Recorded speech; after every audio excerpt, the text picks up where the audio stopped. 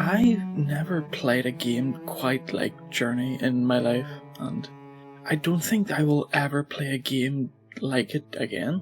It sounds like I'm exaggerating, but I'm really not. This game made me feel a way that I've never really felt, and it's something that I've kind of been looking for ever since I played it all the way back on the PS3. The game isn't for everyone, I'll admit, and a lot of people aren't going to feel how I felt or even like the game at all, and that's okay. Everyone has different tastes, and this one isn't for you.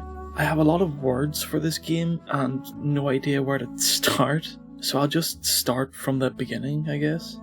From the very beginning, the game perfectly frames your goal, that mountain in the distance. This is where your journey starts, and this is where it ends.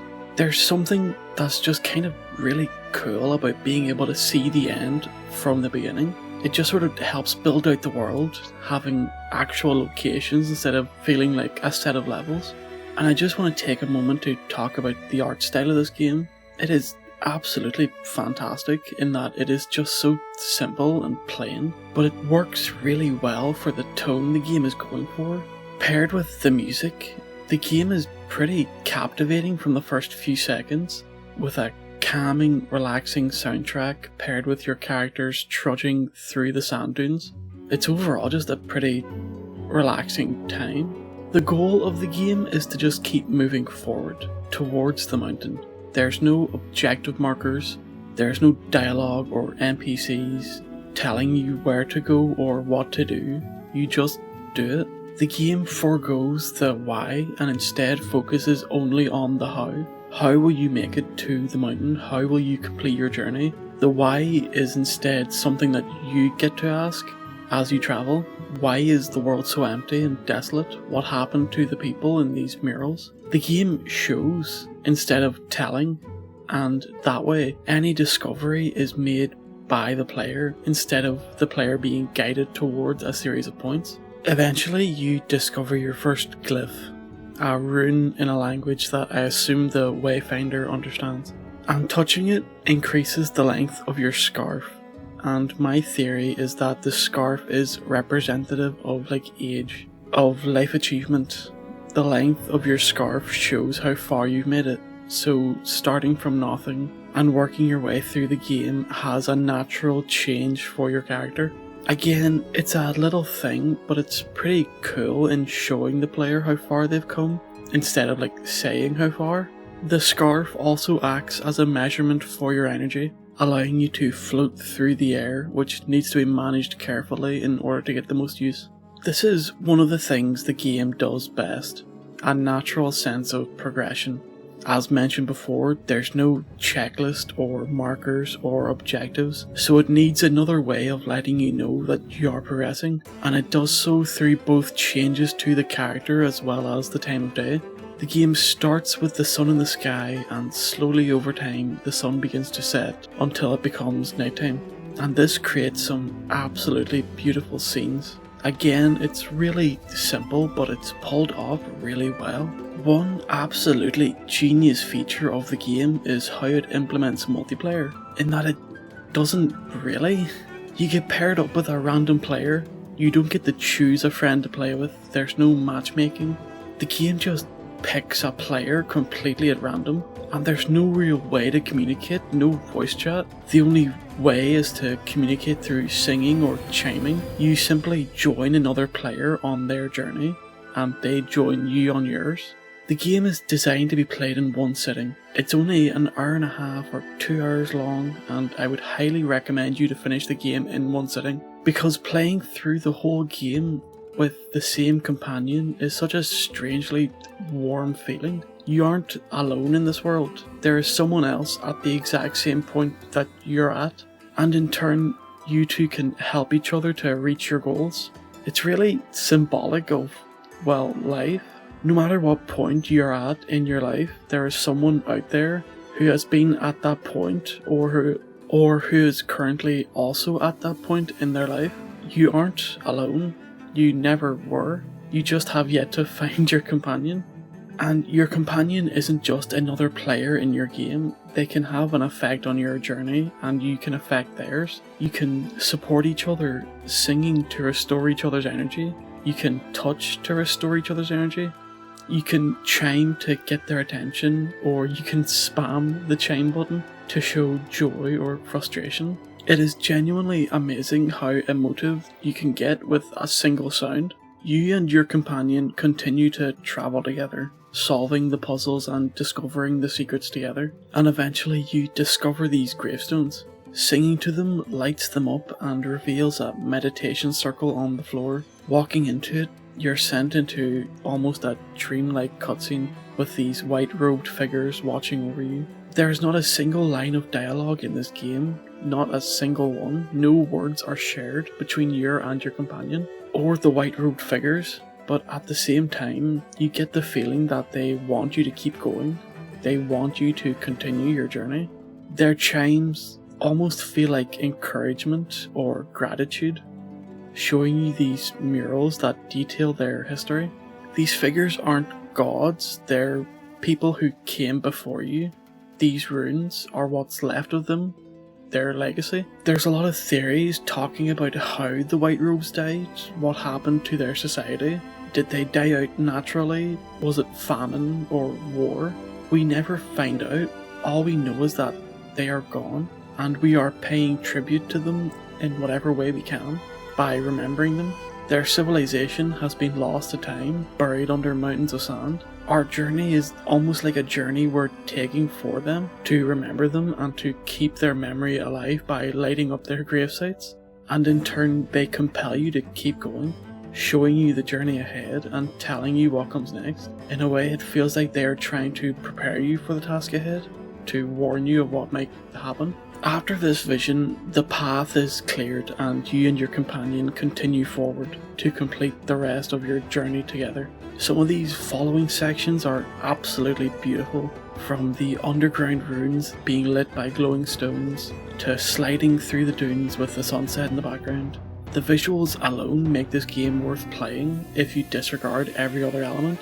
This game truly gives that feeling that every frame could be a painting. Each section has a unique look, tone and feel, from the chill, relaxing sunset over the dunes, to the fear you feel in the underground, surrounded by darkness and hiding from the gaze of the serpents, as getting their attention means taking a hit and losing a chunk of your scarf and therefore your energy. Fair warning, this next section contains spoilers for the game, and I would highly recommend you stop watching from here if you want to experience the game for yourself. My absolute favourite part of the game is the finale.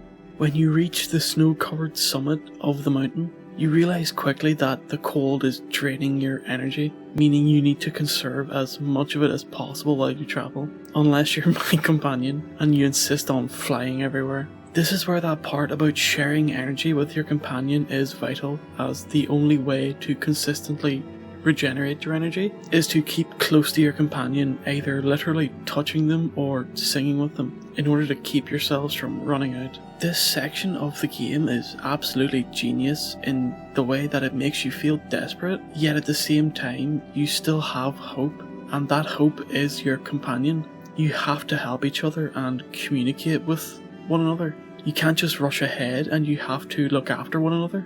It's actually rather touching, having to literally share warmth in order to survive for both your sakes. But in the end, you fail. No matter what, it doesn't matter how desperately you and your companion cling to one another. No matter how many times you try to sing, eventually the journey just becomes too much. Your voice is just too weak to regenerate each other, and you're forced to watch as you ever so slowly freeze to death, and all you can do is just keep going, just keep marching, no matter what, until you can't. You watch as your companion falls to the ground before you follow, unable to move. It's really bleak. You started this journey excited, captivated by the mystery and wanting to push forward, solving the puzzles and carving your own path towards your goal just so you can fail at the last step. The white-robed figures you've encountered on your journey surround you, looking over you, not with disappointment, but almost with sadness. You can't stop here, you've come so far, From the desert, looking at this mountain in the distance, you're right there.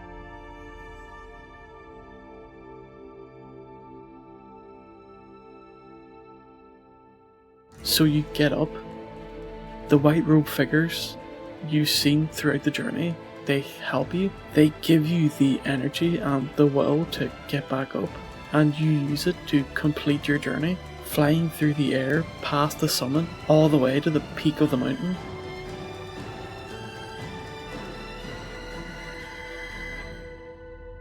I genuinely could not tell you how happy I was to see my companion after this moment, and in the same way, it's like he was glad to see me too.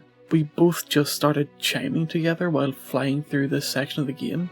It's just such a feel-good moment, and sharing it with a complete stranger makes it weirdly more emotional. You had no idea this person existed an hour ago, and now you're both flying together to the end of your journey, just glad to be reunited. The way the game makes you feel happy, then scared, then hopeful, then dread, then despair, then straight back to happy again is such an emotional roller coaster. And it's executed really damn well here. There are many ways to interpret this section of the game. Some think that the white-robed figures gave you the power to keep going. Others think that your character did in fact die on the summit, and this final section of the game is your character entering the afterlife. But the game doesn't explicitly tell you what happens. It leaves it up to you to interpret its story however you want. My interpretation is that this journey was in fact a pilgrimage. You are travelling to the peak of this mountain, following a path that has been taken before, and you are paying your respects to the deceased, the white-robed figures you see in your dreams. And in return for your effort and your sacrifice, and for remembering these now lost souls, they choose to give you the power to keep moving as gratitude for you remembering them and keeping their memory alive. But it doesn't matter. What actually happened after you reached the summit does not matter, because the game was never about the mountain, the destination. The game was all about the journey, the companions you met, the stories you've learned, the triumphs and the hardships. The game is about life, and as such, it's about death. And South Park rules. I do not know if you will ever watch this video, but I'm glad to have shared the journey with you, wherever you are. And upon reaching the end of your journey, you're invited to start all over again, returning to the desert dune upon which you started, overlooking the mountain in the distance, as the sun slowly rises, marking the start of a new day, and the beginning of a new journey. Maybe not for you, but for whoever comes after you.